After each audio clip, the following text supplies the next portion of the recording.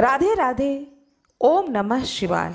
आज मैं आप लोगों को सोम प्रदोष व्रत पर सोम प्रदोष व्रत कथा सुनाने जा रही हूँ। व्रती को चाहिए कि वह प्रातःकाल नित्य क्रिया से निवृत्त होकर के स्नान ध्यान करके भगवान सूर्य को अर्घ्य दे। इसके बाद में स्वयं को संकल्पित करे कि आज मैंने अपने मनोवांछित फल की प्राप्ति के लिए सोम प्रदोष व्रत का नियमित रूप से पूजन करूंगा। सारे विधि विधान से भगवान शंकर और माँ पार्वती की पूजन करूंगा, व्रत करूंगा। संकल्प करने के बाद में भगवान गणेश आदि देवताओं का पूजन करना चाहिए।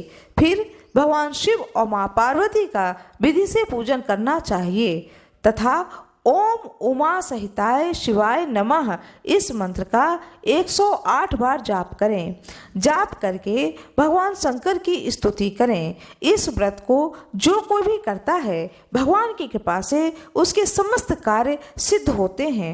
रोगी का रोग दूर हो जाता है, निर्धन को धन की प्राप्ति होती है, विद्यार्थी को विद्या की प्राप्ति होती है, जो संतान चाहते हैं उनको संतान का लाभ प्राप्त होता है। यदि कोई राजा इस व्रत को करता है तो उसके राज्य में प्रजा सभी प्रकार के सुखों में रहती है तथा महामारी, अकाल आदि का भय नहीं रहता है, वह शत्रुओं का नाश हो जाता है। राजा या कोई भी व्रती इस व्रत को करता है भगवान शिव और माँ पार्वती की कृपा से दीर्घ आयु को प्राप्त करता है तथा अंत में भगवान शंकर के परम धाम को प्राप्त करता है। आइए प्रेम पूर्वक सोम प्रदोष व्रत कथा को सुनते हैं। प्राचीन काल में धन धान्य से युक्त एक वैश्य था, किंतु उसके एक भी संतान नहीं थी। इससे वह सदैव अत्यंत दुखी रहता था। यह वैश्य प्रत्येक सोमवार को भगवान शिव जी का पूजन एवं व्रत करता था। भगवान का भोग लगाकर ही वह पत्नी सहित प्रसाद स्वरूप भोजन को ग्रहण करता था।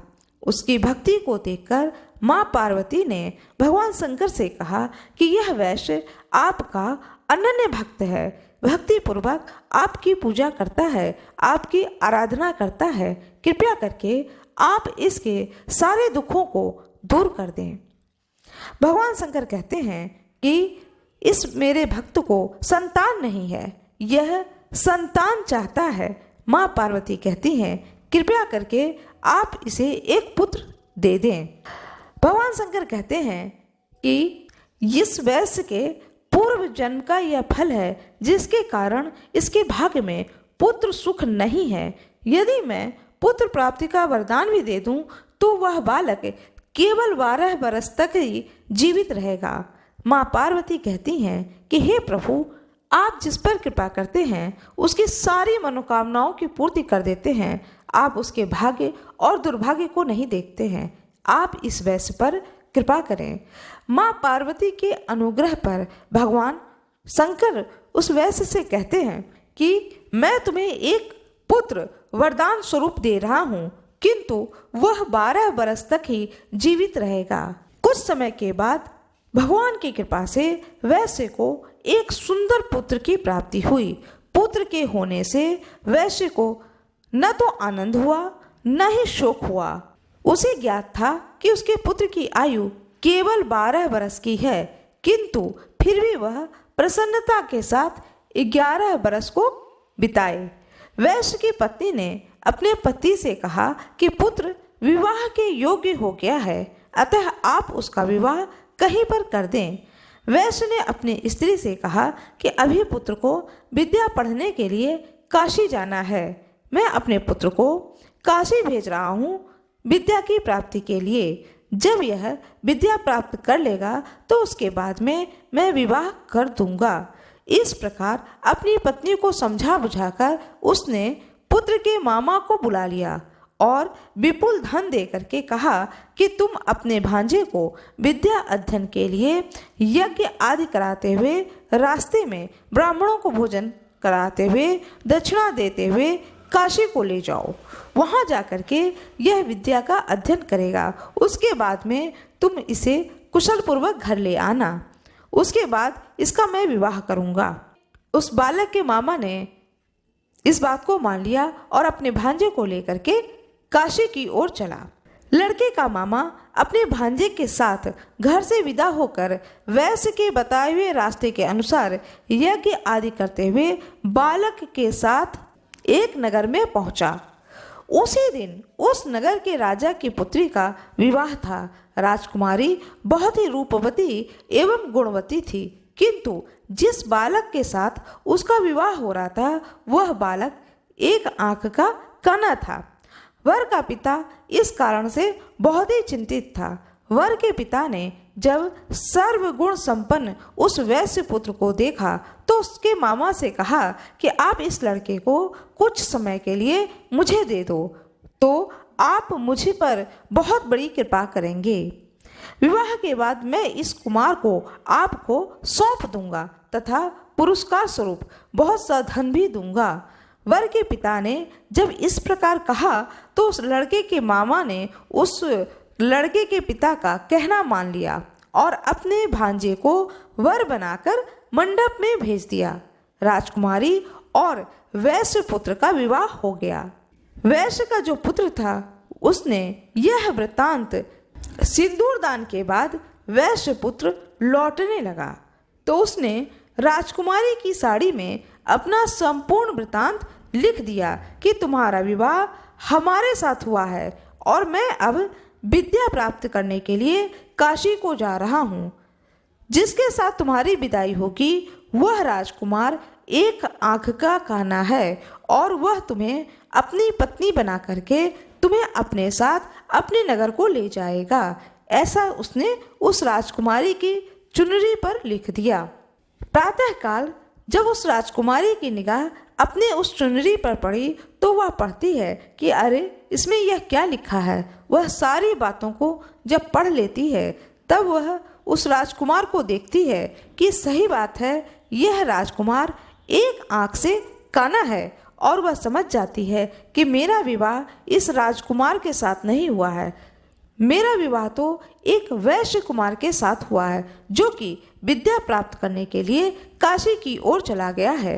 इस बात को जान करके वह कन्या अपने माता पिता से सारी बात को बता देती है और कहती है कि मैं इस राजकुमार को नहीं जानती हूँ, क्योंकि इस राजकुमार के साथ तो मेरा विवाह हुआ ही नहीं है। माता पिता अपनी पुत्री की बात को मान करके राजकुमारी को अपने घर में रख लेते हैं, विदा नहीं करते हैं और वर पक्ष अपनी बारात को लेकर के लौट जाते हैं। उधर वैश्य कुमार काशी पहुंच करके विद्या अध्ययन करने लगा तथा उसके मामा ने यज्ञ करना शुरू कर दिया। जिस दिन 12 बरस पूरे हुए लड़के ने कहा कि आज कुछ शारीरिक कष्ट हो रहा है मामा, मैं कुछ देर के लिए आराम करना चाहता हूँ।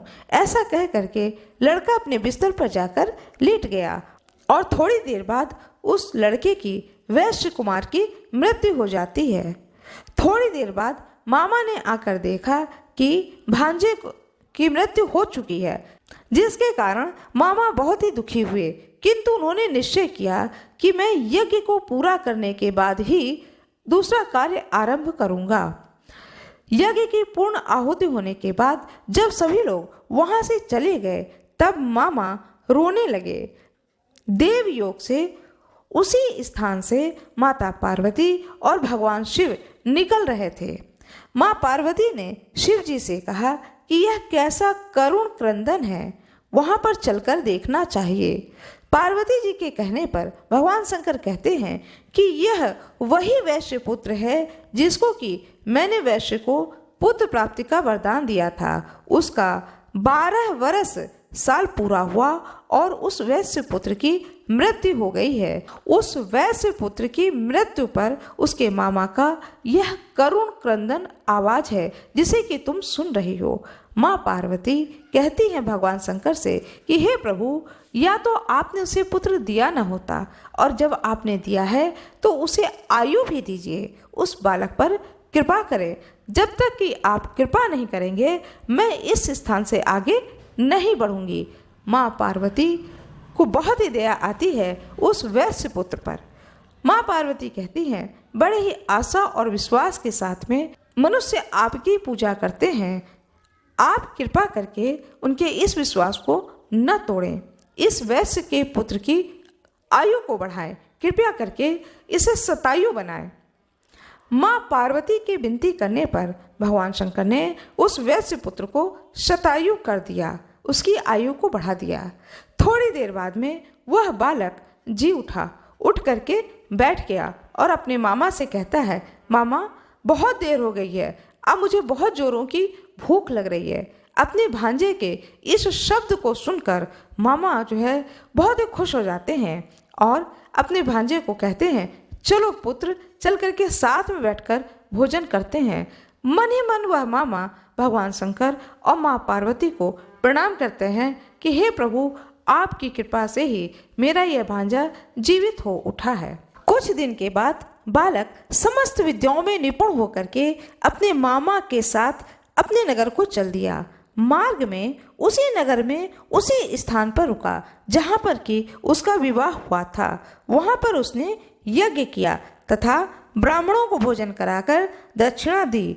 राजा को यह समाचार मिलने में देर न लगी कि काशी से विद्या प्राप्त करके एक वैश्य पुत्र लौटा है और वह यज्ञ करा रहा है। यह सुनकर के राजा स्वयं वहां पर गए और अपने दामाद को देखकर बहुत ही प्रसन्न होते हैं और अपने दामाद को अपने घर लेकर के आते हैं और अपनी पुत्री के साथ में अपने दामाद को विदा करते हैं। वैश्य कुमार अपने मामा व पत्नी के साथ में अपने नगर आया, अपने माता पिता के साथ सुख पूर्वक जीवन को व्यतीत करने लगा। उसके माता पिता ने भी नियम पूर्वक सोम प्रदोष व्रत करके अपने अल्प आयु पुत्र को दीर्घायु बना दिया। जो भी सोम प्रदोष व्रत को करता है या इस पवित्र कथा को सुनता है या सुनाता है, उसके समस्त पाप कष्ट नष्ट हो जाते हैं तथा भगवान शंकर की कृपा से समस्त मनोकामनाओं की पूर्ति होती है। भगवान शंकर की जय हो, माँ पार्वती की जय हो। आशा करती हूँ कि यह कथा आप लोगों को बहुत ही अच्छी लगी होगी।